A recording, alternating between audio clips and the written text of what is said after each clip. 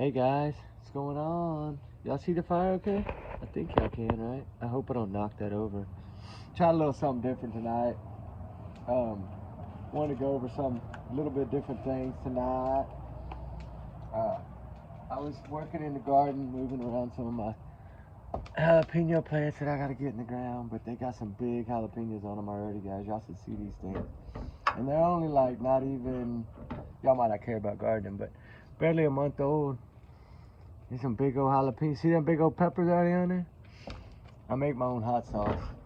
So I have all kinds of different peppers. Ghost peppers, jalapeno, chili peppers. I got some Argentina bell peppers. I got all kinds of peppers. I'll show y'all the garden one day when everything's blooming. I got squash already growing and okra, but watermelon's already growing too. How we doing over here? We getting going? Oh yeah. There you go, baby. Get to going, get to going. I was hoping we're gonna get fired up. Y'all might not can see it yet. It's on the other side there. Y'all can see the flickers, right? Oh, we can turn the star on. I like it on blue. Oh, guys. Y'all doing okay? I gotta find my other phone. Oh, I hope I brought it. I might not have brought it out here. I want something. I gotta play something for y'all. It's gonna blow y'all's damn mind. And y'all know me. Sometimes I play stuff and y'all are like, this dude's an idiot. Sometimes I play things you're like, damn, right? This is a boom moment. And to me, it is. It's Vinnie Politan on his what is that? The Tringent podcast. You know, where it's him, the DJ, and then the lawyer. Like I always call him the mob boss lawyer, right? He's actually a very good lawyer. But some things that he said when they talked about the Sebastian Rogers case 5 months ago, okay? This was 5 months ago, almost 6 months ago. But, Sebastian Wayne Drake Rogers, kids don't vanish on their own, right? They don't vanish on their own. But there's some things that I want to play. I gotta find it. And by the way, before we start that, I just wanted to say thank all y'all for y'all's incredible messages for Ivana being found safe. So amazing, right? So amazing. But let's get into this because there's a clip here from Vinny. I think it's this one actually. It becomes a little more imminent. But at what point do you think it's fair for law enforcement responding to a teenager who is missing from home? Okay. Let me see. I might have started. Theory is, my theory, the only theory that I have is he's missing. Oh no, this is Dog the Bounty Hunter. Oh yeah, we'll play that one after. This is Vinnie Politan on his own. Vinnie Politan Investigates or whatever, right? We're gonna listen to a little bit of Vinnie because when it gets ready to go, it's like 11 minutes, I think, but when they start talking about, you know, when Vinny starts talking about how he's seen parents that play this good role and then they end up being arrested, right, and found guilty for things when you think sometimes they're innocent and they're not, and that's what he talks about. So let's listen to a little bit of it and then we'll get into the second part, okay? The first part's like 11 minutes. It becomes a little more. Hope y'all can hear that okay. But at what point do you think it's fair for law enforcement responding to a teenager who is missing from home to turn that into some sort of a criminal investigation, or to look at the home as a potential crime scene? That's the natural reflex, though. That's the natural reflex, okay? So if you take a look at it from the standpoint of, okay, initially you might think he ran away from home, but if there's no indicia as to that was the situation, then the next step is it's potentially a criminal action. And then who are the first suspects is always going to be the people who he lives with. I mean, that's just natural that they're going to be the ones that are maybe not necessarily suspected, but they're certainly going to be investigated. Because so what could they, based on just that, the child's missing and they're living there, and the mother's the last one known to have seen him, is that enough to get a warrant to do a search of the home. Is that enough to get a warrant to search to confiscate the cell phones? Is that enough to go to their carrier and get all their text messages? Is that alone enough, the fact that the child is missing and they live in your house? No, I don't think that's enough to get to get a warrant on those issues, just based on supposition. You would need to have something a little more concrete. You need something more, right? You need something to indicate some level of, but if they keep saying, if they said publicly, and they really don't speak on this, if they say publicly there's no evidence of foul play, if that's what they're saying publicly, you can't get a warrant for anything. So the only access you could get to any of these things is if they voluntarily give it all up, right? Correct. That's exactly right. And now you Next question, Al. If they refuse to voluntarily give it up, can that be used as a basis to get it? No. They can't, right? You have a Fifth Amendment right. Right. You know, I mean, and you know, the thing is this: you have a right to privacy. Now, you would think, okay, that under the circumstances, I would do anything and everything to help find the child. It would automatically think that. But the stepfather may not think that. I mean, he may care, but I mean, he certainly is on his own person. He doesn't have that kind of connection. The mother may think that, or she may not. She may also be afraid that maybe there's stuff on the phone that's not appropriate. Well, how about this? Let's get to the fact that neither one of them really very publicly searched for the child. Now, they both gave interviews. The mother and stepfather spoke with a live streamer I had on my show. They also spoke, I think, with Nancy Grace. Yeah. So they did speak when Sebastian first went missing. They've kind of gone into hiding. But Jonesy, let me throw this out at you, because this gets to, again, what's happening in the world of social media. They quickly became villainized. The stepfather and the mother became very quickly, like almost out of the box, villainized after their first two interviews. Okay? And they stepped back from the public spotlight. They stepped back from, and they didn't take part in any searches, and they seemingly have sort of not done much of anything publicly about this. Is it fair, Jonesy, to cut them a break, that because every time they were public and out there, they're being, from their perspective, seemingly harassed by people, that they're just protecting themselves and, you know, their family from what's happening, all the noise surrounding this and some of the accusations around this? Or as a parent of a missing child, do you step forward no matter what, take the hits that you got to take, but do everything you can to attempt to find your child? Okay, it's two-sided here. First of all, you don't step back if you're the parent. You just keep forging ahead. John Benet Ramsey's parents were accused big time, and this is before the social media. This is before it became so easy to cast blame, point fingers, and sometimes do it anonymously or under a handle, a nickname like Bullhorn Betty or whatever the case may be, or that other guy that everybody loves that they can pick on out of Massachusetts. You know, unfortunately, we live in a time with social media that people can just attack, and people can just come to conclusions. And, you know, any Joe Schmo, the Three Stooges, can do a podcast about it if they want to. Hey, Mo!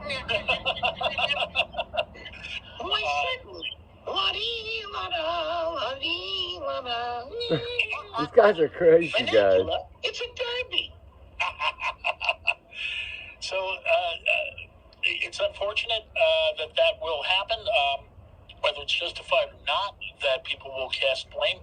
But if a loved one's missing and people are blaming me, you just keep going with it. Now, on the other hand, if the police are looking at you, you've got to do the right thing, and you've got to get the loved one found, brought home, and have it solved. Yeah. But by the same token, there is some there's some wisdom to remaining. Anything that you say can be used to right. Al, you're not my only guest on my show. I have others. Really? And inevitably, I was the only one. You got that little guy. Every criminal defense attorney, I ask them this question, and I say, should you remain silent even if you're 100% factually innocent? And they say yes. Yeah. And I say, if it's your child who is missing? And they say yes. What are your thoughts on this, Al? Because I have strong opinions, and I'll give them in a second, but I want to hear from you. If a parent is, and only a parent knows, right? You know if you're factually innocent, and you are factually innocent, would you still allow your client, who is a parent of a missing child, speak publicly, speak to the police, speak to podcasters, go on a microphone, make statements, go on social media? I'm not a fan of that. I don't like to do that. I find it's interesting. Factually innocent, remember, factually innocent. But what I'm trying to say is that everybody thinks that they know how you're going to react under these circumstances. And everyone, has a cookie cutter approach to, if this was my child, I would be doing this, and this, and I would be running around like a chicken without a head on, and things along those lines. What's interesting is that in past history is, please don't play the song again. If past history is somewhat indicative of what goes on, it's generally the ones that overreact and go crazy and start doing all this kind of stuff and running around the chicken head on are the ones that are somehow involved in the situation. The ones that are making up what could have happened. Wow. Giving surprise clues as to, I did see an individual who I believe was black hanging out by my house, and I was kind of curious as to why that was happening, and things along those lines. I generally find that the people who are guilty are the ones that are always looking for someone to tell a story to try to get the scent off of them. Wow, Chris The Pop. hardest thing as a defense attorney is to represent an innocent person, believe it or not. It is the most difficult thing. How about an innocent person in a case where police have publicly said there are no suspects and there's no evidence of foul play? But you don't know Would what you still put the muzzle on them?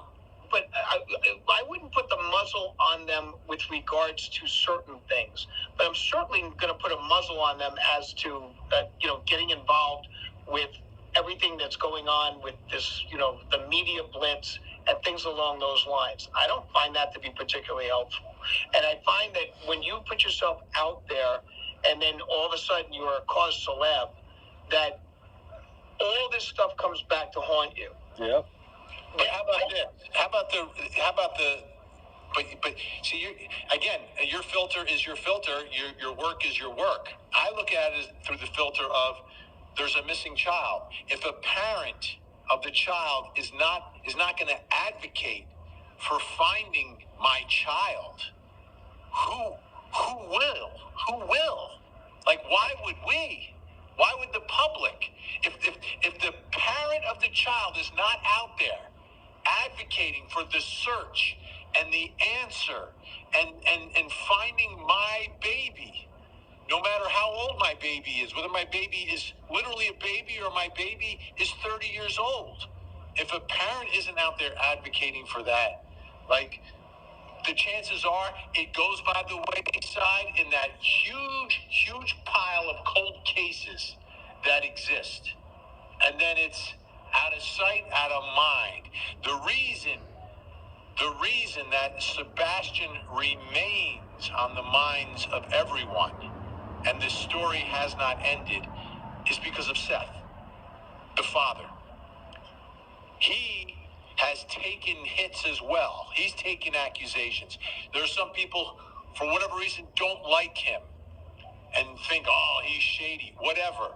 He doesn't care. He continues to go anywhere and everywhere and connect with people to keep the search going, to get the rewards out there. I mean, I don't know exactly what I do, but I do know I would never stop.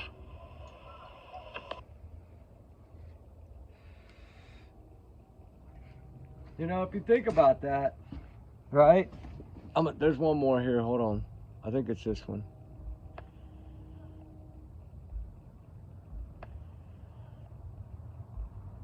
Through the filter of there's a missing child. If a parent of the child is not going to advocate for finding my child. Yeah, this is a start over, but I missed this one part I want y'all to hear. Like, why would we? Why would the public? If the parent of the child is not out there advocating for the search and the answer and finding my baby, no matter how old my baby is. Sorry for the replay twice, but literally a baby, or my baby is 30 years old. If a parent isn't out there advocating for that, like, the chances are it goes by the wayside in that huge pile of cold cases that exist. And then it's out of sight, out of mind. The reason that Sebastian remains on the minds of everyone, and this story has not ended, is because of Seth, the father. He has taken hits as well. He's taken accusations. There are some people, for whatever reason, don't like him and think, oh, he's shady, whatever. He doesn't care. He continues to go anywhere and everywhere and connect with people to keep the search going, to get the rewards out there. I mean, I don't know exactly what I do, but I do know I would never stop. And I've met those parents through the years at Court TV. I've met those parents. And then I've met the other parents, the ones who somewhere down the road end up getting charged. But generally, you find that those are the ones that are throwing out theories and throwing out, false clues and things along those lines. I mean, it's a very, very difficult situation, and I don't know if any one of us is qualified to say how we would react under those circumstances. I don't know. I really don't know what. Putting out false clues or false information like dog scents and things of this nature, right? That's why I wanted to play that, right? Because statistically it is proven that way, right? The ones that try to seem to throw out different things and different theories and different things of this nature and get on all these podcasts and talk and act crazy and threaten people and do things of this nature, those are usually the ones that are guilty. Like Vinny just said, usually that's the ones that get arrested, right? Or get charged. I mean, think about that. This is not history. I mean, life is a cycle, right? It's you have good and you have bad, right? You have evil, you have monsters. You have people that abuse children and people that love and care about their children. It's a different world, and it's like day and night, right? And the difference of it. And I don't know, guys. I don't know what that's going to come about. I have no idea. Our fire's giving us heck tonight again. I don't know why. Hold on, let me check on this thing over here. Making me mad.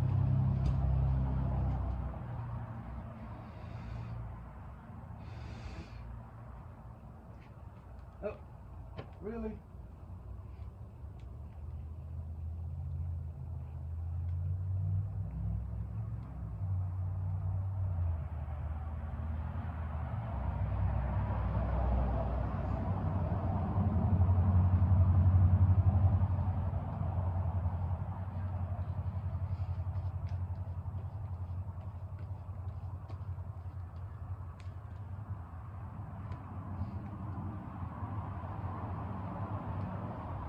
I think we're good, guys. I think we might. It's a little smoky, but I think we're good. I think that wood. It rained a little bit this morning, but I think it was dry. It felt dry anyway. But you know that's the thing, and then it's just if you think about that, right? Overall, it does. It's like it's a cycle, right? Like the ones that get caught are usually the ones that try to act I don't know. There's a few things here I wanted to reread that were on the reward page, right? You know, the remarks, like when they say he has ties to Clarksville, Tennessee, the details. I always go to the details because that's the one I did today, was on the details, and thinking about this really long and hard. You know, you have no choice but to look at it as an overall. And Sebastian Wayne Drake Rogers was last seen on February 25th, 2024 in the area of Stafford Court, Hendersonville, Tennessee. He was wearing black sweatshirt, black sweatpants, black square frame glasses. There's another one here. It says, agents continued to provide assistance, following up on leads, tips that continue to be submitted and developed as part of the continuing investigation. Officials developed information that while Sebastian was reported missing on February 26, 2024, the last time he was confirmed to have been seen was February 25th. Y'all see that, right? Seen. The last time he was confirmed to have been seen. That means they put eyes on this kid. Now, I don't know if that means the Roadhouse, but he wasn't wearing black sweatpants and a black sweatshirt at the Roadhouse. If the parents are saying it's a black long sleeve shirt, why is law enforcement saying it's a black sweatshirt, right? I mean, it's just, something's not adding up here. And I know we've read all these things 100 times, but that bothers me in a way, because it says officials developed information that while Sebastian was reported missing on the 26th, the last time he was confirmed to have been seen was the 25th. Our investigators are committed to finding the truth. Right? And then right here, there have been no confirmed sightings since the issuing of the Amber Alert. The Amber Alert was put out, what time? 11 something that morning, right? So he hasn't been seen since that alert was put out. Not one sighting of him. So that means he was seen before the alert was put out. But where? In the area of Stafford Court, is like they're telling us?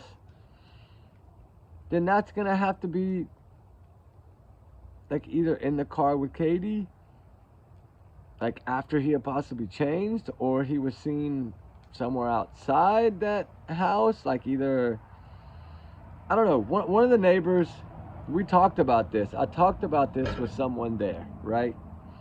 And she clearly told me, oh, I didn't mean to say that, but this person clearly told me that one of the things she heard on day 2 was that this child might have been seen outside of the home. Okay, now I don't know if that meant leaving the Roadhouse on the way home. You know, did they pass a store? Did they pass a corner store? Did they pass a business that had a camera? And they caught him, right? But it was dark, right? So how would you have seen in the car to see him if it was nighttime? That makes no sense. And to say he's seen in the area of Stafford Court, that could be down anywhere down that road, that 8-mile road, like by the school, I mean, the only thing I'm gathering, but that wouldn't be the 26th. I mean, that wouldn't be the 25th, was maybe she put him in that car that morning and he was seen on camera in her car that morning. But then I'm thinking, well, she'd have been arrested already, right? So that wouldn't make any sense. And plus, that was the 26th, not the 25th. I'm racking my brain trying to figure out, because this is what keeps being pounded in my head by so many people. I'm saying people that I speak to there in Hendersonville and Memphis, right? They're under the impression that this child was seen somewhere outside of that restaurant. And if we go by what they tell us with the clothing, that would have to mean that he was already in the sweatpants and sweatshirt. And they never mention shoes. They never mention any of that. Usually they'll say gray shoes or white tennis shoes, or, you know what I mean? Usually they'll say Nike shoes. Or if they know their shoes, they'll usually put that out there. I just don't know. I'm so lost on this part of it all, right? And then I was doing some deep dives during the Zoom, and I was playing a few of these clips. I went back trying to find as many old clips as I can, and I saw that thing of Vinnie Politan on his 10-minute podcast, and I'm like, why is he talking about, Sebastian on this podcast? Because I know he usually does it on his own, like, crime TV show or whatever, court TV show, but it was nice of him to do that, and I watched the one when he had Seth and Tony on. I watched the one when he put on the lady that worked with children with autism, and I think it was Gray Hughes and someone else, some homicide detective guy that's written a book. He's a professor. Thomas, I think was his last name, if I'm not mistaken. Don't quote me to that, but yeah, and just to hear, I like to hear what these people that have the intelligence in these fields have to say, right? Like that lawyer. He deals with a lot of people in New Jersey. That's a lot of high-profile rich people that he deals with their cases, right? This is not no ordinary lawyer. This is a big shot lawyer, right? And for him to say that, right? I've heard it from a lot of other people, but for a lawyer to say that, like answering Vinny's question of the ones that are charged, yeah, that's the ones that come out here and they jump on these podcasts and they jump on these things and they act like Don Wells, right? And Candace Wells, Chris Proudfoot. It's what they do. And like he says, it's like they're trying to throw people off and they're throwing out their things, but mixed in all their stuff is somewhere the truth, right? So if we're to discuss that, I think I have this message. I'm trying to find out if I got that Facebook message off of, I have a lot of the Proudfoot Facebook messages. In the beginning of all this, when he was talking to certain people on Facebook, right? Here, let me find it here. Let me turn it this way. Messed up now. All right, Christopher Proudfoot. We are on day 18, soon to be 19. We all three parents are hurting inside. It is a struggle each day that passes without answers. We keep praying and believe that he will be found and brought home. Thank you for your thoughts, your prayers, and the love being pushed our way and throughout the community. Okay, that's something that he said. And then he was asked a question. He says, Anna Harlan says, I have a few questions that I hope Christopher Proudfoot can answer. Sebastian Rogers ever get up at night? If he did, were you and Katie able to hear in the bedroom close by, or do you have anything in your bedroom that noisy, like a fan or something that would keep you from hearing him if he got up in the night, right? And then Christopher Proudfoot says, Ann Harlan, yes, he would, like most kids, trying to sneak sweets sometimes, but not always. But he answered yes to the question of, would you have heard him if he would have got up? But Chris wasn't there, right? And it's another one of those things that always threw red flags to me. And then someone asked, Sherry Davis asked Christopher Proudfoot, were you in Memphis all week until Katie called saying, he was missing, or did you go back and forth? Christopher Proudfoot says, I cannot give the details of the dates, but I can say that I was away from the house for a while and returned home as soon as I could from Memphis. 7 replies by Christopher Proudfoot on this particular day. He says, yeah, I last saw Sebastian early February. I cannot give the actual date, okay, of when he saw him last. Why that should be important, I don't know, but law enforcement has told me not to provide dates to the public as it could cause problems in the investigation. Please understand. And that was a question from Renee Lawson. But think about that. I last saw Sebastian early February. Okay? I cannot give actual date. He didn't say dates this time. He said date. But this was early on. Law enforcement has told me to not provide dates. Then he went to the plural, the dates, to the public, as it could cause problems in the investigation. Please understand. How is you telling us when the last time you saw Sebastian, a date of when the last time you saw Sebastian? You could have said the first Friday in February, or the first Tuesday in February, or the first Sunday in February, or, right? Well, I don't understand how that's going to mess up the investigation by you telling us your dates. You mean it's going to put you in a fix, right? And I'm telling y'all, he always says that this case was not tied to New Mexico, but I have a feeling from what I've been told that it did have a big impact on that case, right?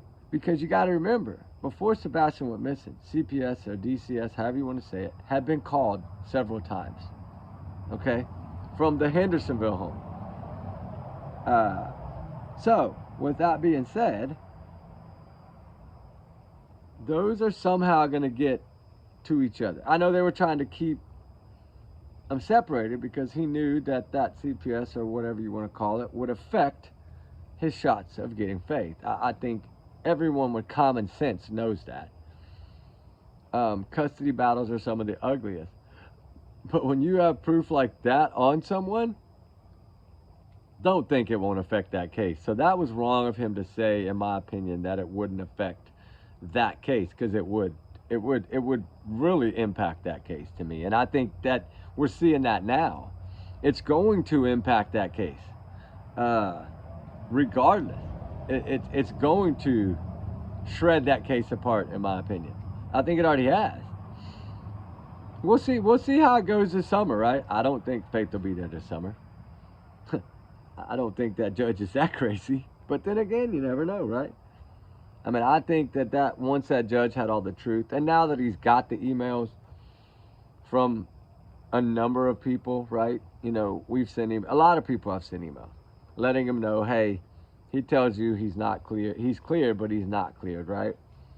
And let's talk about that for a minute. I really wanted to talk about the reasoning. There's got to be a reason that they're not cleared. When you go do digging and research on why parents don't get cleared, you know the number one reason why parents don't get cleared in missing children's cases? They don't get cleared if they don't have an alibi. Just like Pat Brown, the profiler, said, whenever she called to report him missing, that's when her alibi started, right? She needed an alibi from there. And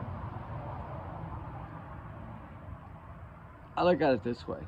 If the alibis would have clearly checked out, don't you think, especially if they're friends with the Proudfoots, some people inside law enforcement, especially if Eric Craddock is friends with the Bauer side, don't you think they would have cleared him?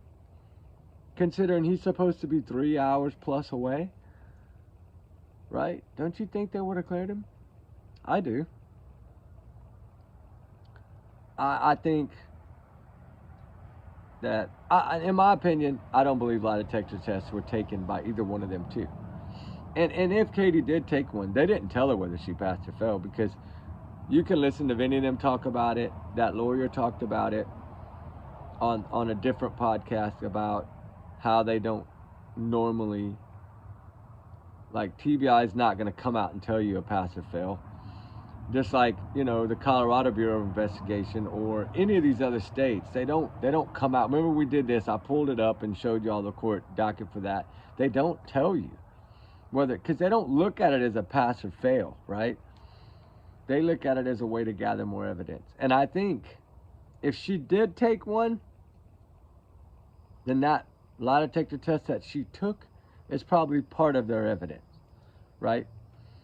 And I'm assuming that that's why she's been so quiet, is because if she's the only one that took one, I don't believe Chris ever has taken one. I don't think he ever wanted to take one. Yes, he lied on a lot of Facebook posts saying he did, but he never did. And clearly the question was asked, did you and Katie take it? He said yes and passed. So don't beat around the bush with another, oh, you didn't ask, but yes, you did. They asked if y'all two had taken the test. They weren't talking to Seth, they were talking to Chris and Katie. So yeah, I mean, it's clear. He knew he couldn't lie to Nancy Grace because he knew Nancy Grace. He probably thought Nancy Grace already had the answer. And she probably did. She got a lot of connections. I'm sure she probably already had the answer to that. And that's why he knew he couldn't lie to her and get away with it. But, you know, like the lawyer on Vinny's podcast said, the thing with these parents speaking like that is anything you say, just like the Karen Reed case, can and will be used against you in the court of law. Everything that he has said on these podcasts can be used against him in the court of law. That's my point exactly to the mob crew, to Seth Rogers, to the PI. The threats that were given by Christopher Proudfoot to y'all three individuals, right? Especially the mob crew. That's more that comment that he made to him about the you know what I'm talking about, like what we have fire chat here, right? That particular phrase that they look at is really serious to them. They take it very seriously, especially in Tennessee. So yeah, mob crew really has a clear path of filing a suit and winning. It's a pretty shut and close. And if we look at their track records, like I said, I think yesterday in a video possibly, their track records of winning are not good. Like, they haven't won any cases, right? Because they haven't. I don't think they're going to win the Betty case. I think that judge was threatened.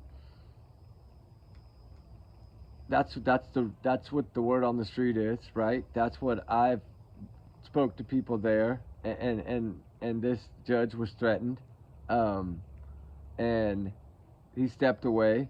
He's going to a higher power or whatever. But the thing is you're not gonna. They wouldn't have told Bullhorn Betty.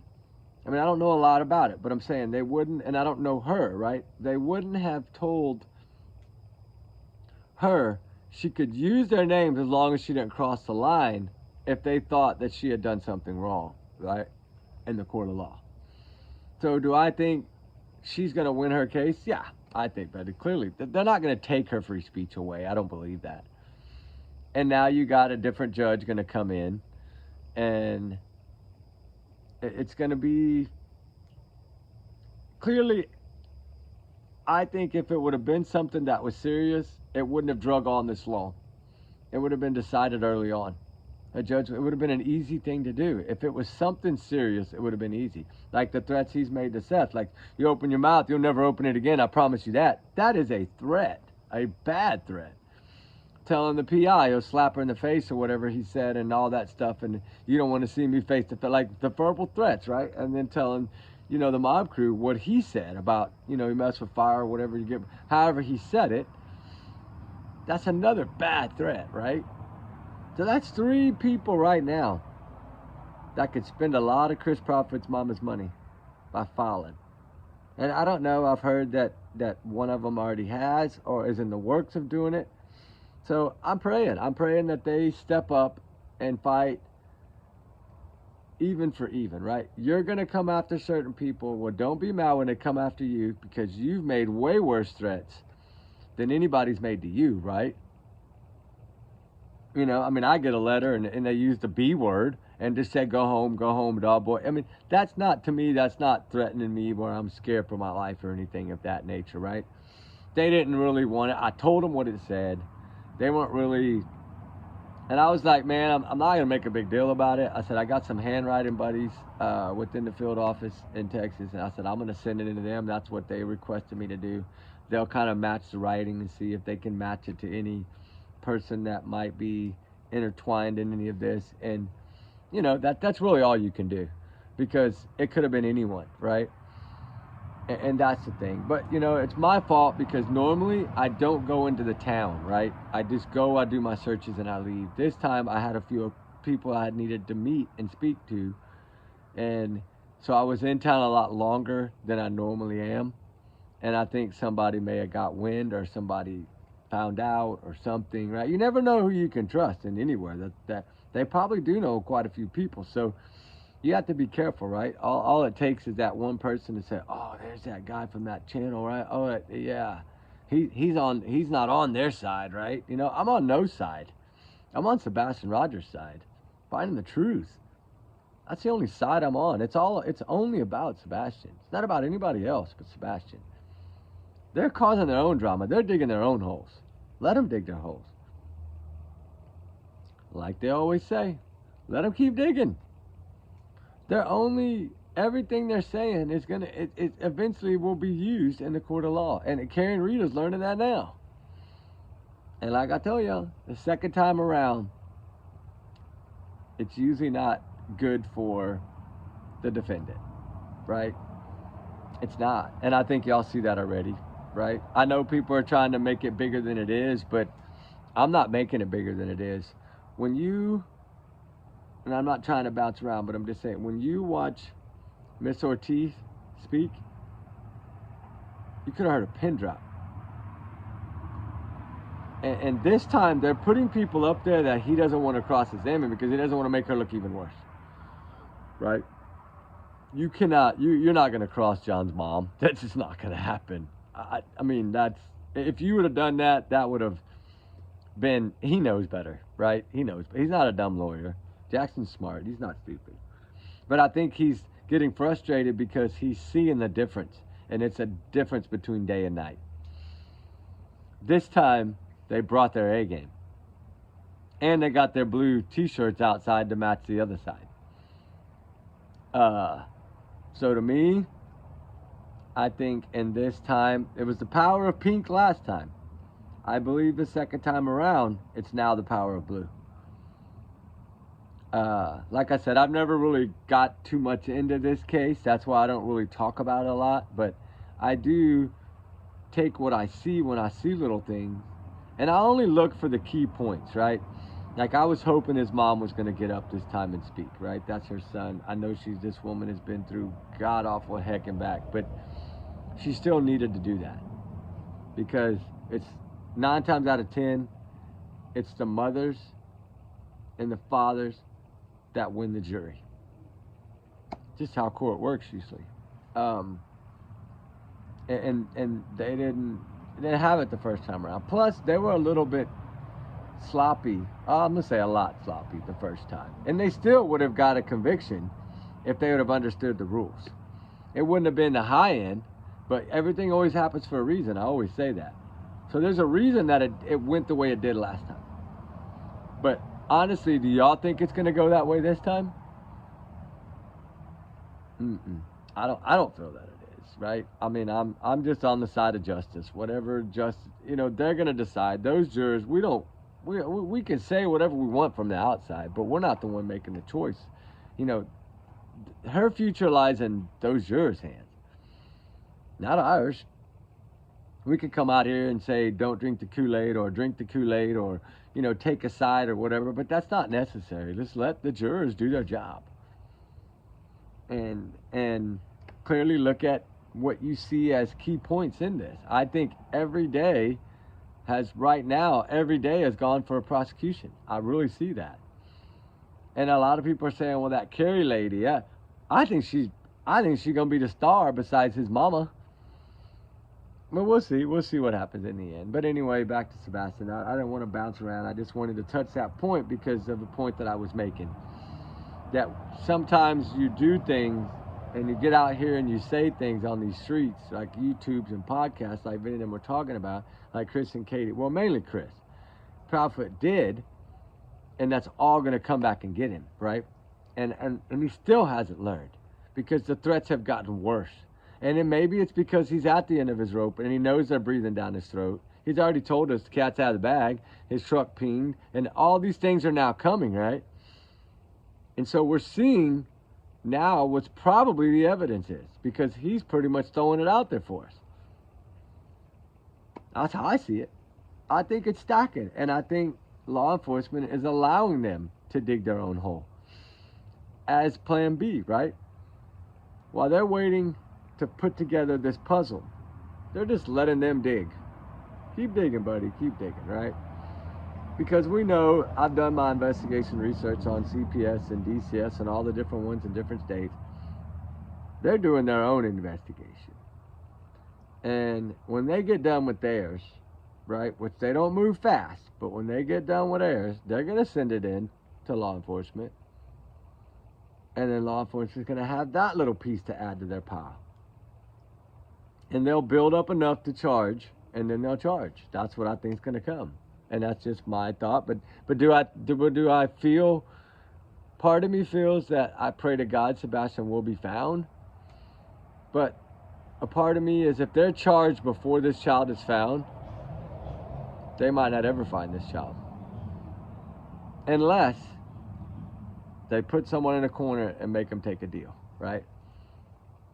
We know that someone helped this child disappear. He didn't disappear on his own because kids don't vanish on their own.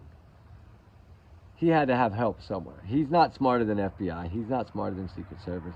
I know they want to brag, the parents wanted to brag about all these different people in the beginning that were helping. While you were bragging about them all, just think about that. You're trying to tell us the $1 million questions, how and why, or whatever your two questions were.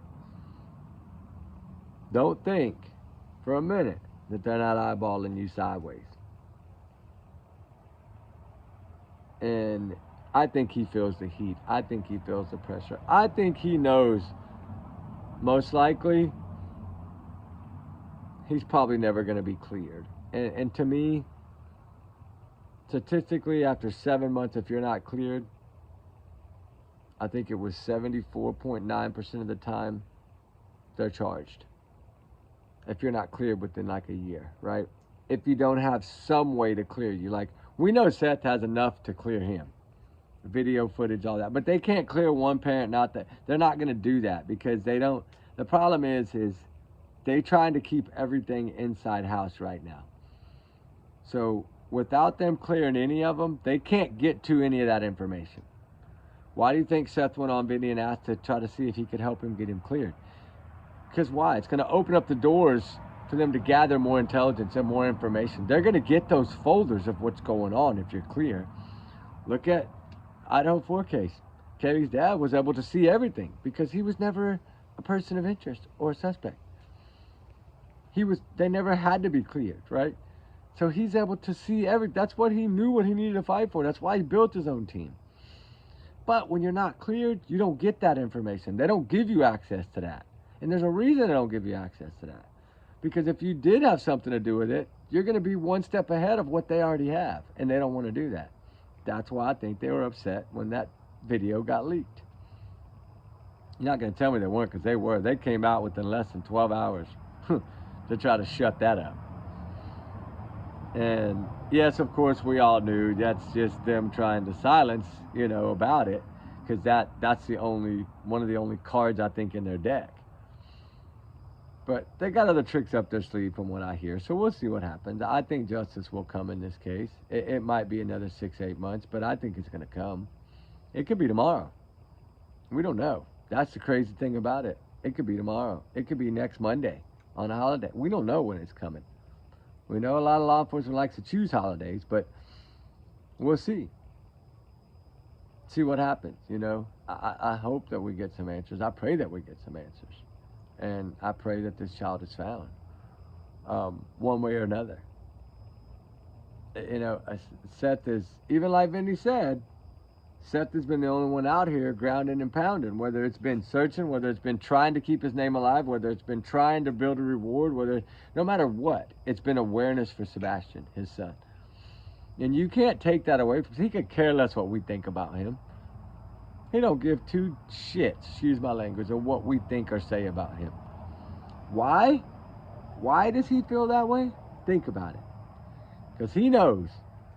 He's got a solid alibi. He knows he didn't have no part in this. He's learned so much about CPS and all that of what went on in that home. Just like he said in that one thing, over my dead body, that child will ever go back to that house if he's found. If and when we find Sebastian, he will not go back to that house over my dead body. That's exactly what Seth Rogers said. So that's telling me he's got enough to back him to take this to court and win. That's what that tells me. And he hadn't done that yet because he hadn't had to. But will a civil suit come? I think eventually it will. If nothing gets done, I think it will. But I think he's holding out because law enforcement told him they had a treasure chest. So I think he's waiting to see. What's another case we were told they had a mountain of evidence? Idaho 4, right? And now what are we seeing? That's right. So we have to go by this. If Seth Rogers said he's 150% now on board with law enforcement and what they're doing in this, and they got a treasure chest of information and evidence, then they got something good. They know that you don't search a landfill, you don't do all these things. I still wonder what was found at the landfill. Nobody's ever going to know. Prophets don't even know what was found there. Seth don't even know what was found there. These other key pieces of evidence that they're analyzing, and the new piece of evidence they're analyzing, they're not going to tell nobody what that is because none of them are clear. They don't have to tell them. And that's one way that they can keep this thing going and keep stuff private, is by not clearing them. That's the good thing about it, right? Seth's okay with not being cleared now. He's like, all right, I'm confident in y'all. Go ahead. Do you think if he had something to do with it, he'd be worried that he's not clear, but he's not. Ooh, oh, it's burning on the other side. But, you know, what's going to come, I don't know. We're almost at an hour, but I got to stop before an hour because it makes it easier to load if I'm under an hour. 59, under that, I'm good. It'll be quicker. And now that all my other videos are loaded, I think I fixed the problem. I think that they will load faster, so I'm hoping this one won't take more than like 2 hours to load, so y'all get to see it tonight. I did one on Kanachi earlier and a couple other cases, Idaho 4, and I talked a little bit about Stephen Stearns and some other ones earlier. Suzanne Simpson, Nikki McCann. We did a little 25-minute, 30-minute one before this one without a fire, but it was still dark, about some of the other stuff going on, and then I wanted to do this one after because I wanted to play those clips. So anyway, let's keep our prayers and thoughts up. Let's keep pushing. Let's keep digging. I got a little more stuff, but I'm not going to get into it now because it'll take about 45 minutes, and I don't want to do 2 hours. I'm tired, guys. But we will see y'all tomorrow. We got a search in the morning. That's why we took care of all of our stuff today for work that we need to take care of. So we'll take y'all with us. And now that everything is uploaded and everything's good, I'll probably drop 4 or 5 videos at a time like I did today. And just whatever ones come up first, I'm just going to drop them. That way I can load 5 more. And then we'll keep it rolling till we get them all out. All right, guys. Y'all be good. Be safe. Remember, allegedly, these are my opinions, my thoughts, my theories, my speculation, my free speech. Not to reflect the channel. Y'all's comments, y'all's alone, not to reflect the channel. We do our research together because we are a big-hearted little family. We love all y'all guys. We appreciate all y'all. Y'all's big hearts shine so bright. We love it. Thank y'all for all y'all's amazing kindness and wonderful, caring hearts. It's truly amazing. All these missing children, runaways, they need hearts like ours, guys. They do. That's how we get answers, right? We have to keep going, keep fighting. Don't let it fade. We need to start talking more about the flashlight video, though, because some people are mad that it's being talked about, right? We clearly see that now with the fire talk, right? We see that. So let's keep that going. Let's push this more till we get the answer to this Tinkerbell video, right? Something happened. Something went on. Kids don't vanish on their own. Trigger warnings times 100 million. Justice for Sebastian Wayne Drake Rogers. The truth must be found. The truth must be found in all these cases. We still got Little Monkey Vaughn. We still got, Harmony Montgomery. We still got Nikki McCann, Suzanne Simpson. We got a lot of them that aren't found. Little Summer Wells. Coming up. June's coming up. I'm ready. Anyway, we got a lot, and we got a lot to go. But anyway, we're going to take a break for the rest of the night. It's already, 11 o'clock probably. But we're going to take a break, get an early shower, get some rest, so we get searching in the morning. But y'all be good, be safe. Sorry. Excuse me, I didn't mean to yawn on y'all guys. I'm sorry. I'm just really tired. But anyway, we love y'all guys. We'll talk to y'all tomorrow. Y'all be good. Y'all be safe. Remember, my thoughts, guys, only. I'm entitled to it. My thoughts. Take it as a grain of salt at the bottom of the Gulf of Mexico. How about that? All right, guys. We love y'all. Talk soon. Bye.